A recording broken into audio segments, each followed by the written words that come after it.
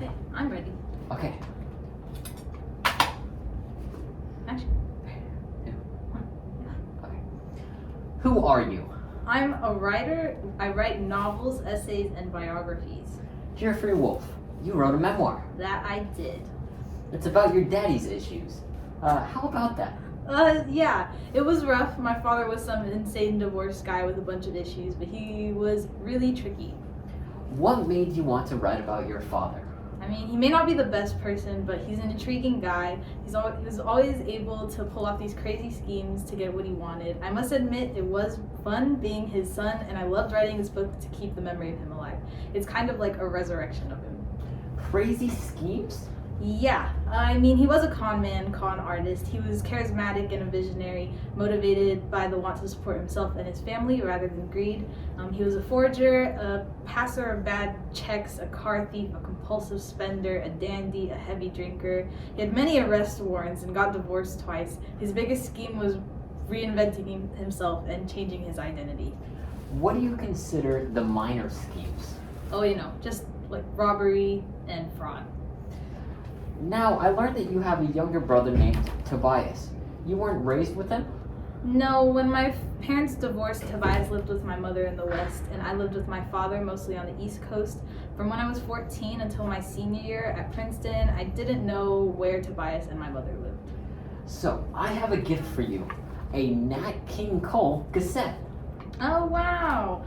Yeah, my dad used to have one of these. My father claimed he produced a record for this pianist. He said he discovered this guy by playing the piano, while he was playing the piano in a bowling alley.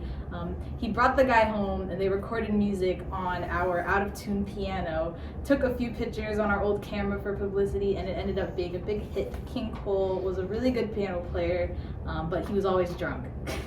Now, I was kind of scared of what I learned about you. Your father, he was a criminal. What was that like? You're not gonna snitch? Snitches get stitches. Because my father, I had to put my guard up when people would call our house to avoid getting my father in trouble. I hated it because when people would call asking for his whereabouts or plans, I just had to ask, how do I know who you say you are? I just tell those people they have the wrong guy, that he's in the hospital at this place or that. Now, I have another gift for you. A silver spoon. Yeah, this reminds me of the first time my father took me out on one of his schemes. We left the house. He didn't tell me anything about where we were going or what we were doing. He drove me to sell 2 massive sacks of silverware to the scary pawn shop in the sketchy neighborhood. And they made like this weird, like scary exchange. And I suppose my father was just trying to get a lot of cash fast. But then we used the money to buy a hotel room and then a whole car the next day. In your memoir, you use some literary techniques. Tell me about that. Oh yeah, in my memoir, I used hyperboles to emphasize the emotions I felt in the scene where my father picked a fight with me while he was drunk. I wrote, he poked my bare chest with his stiff yellow finger for punctuation. And then I used repetition where I wrote, I heard it again, again, he raged, glass broke, again, again, to recreate the chaotic scene. When you moved out of your father's house, what was your relationship with him after? He provided me with lots of money he made from the schemes at the beginning of every school year while I studied at Princeton. I wouldn't let him read my books, the books that I wrote. I would lock them with the typewriter up, like overnight when I wasn't using it. That way he wouldn't be able to touch it. But I'm pretty sure eventually he read them without telling me. Well, thanks so much, Geoffrey Wolff. Anything else you would want to add to the people out there at all? I would just like to say, be good, but not too good, because there is such a thing.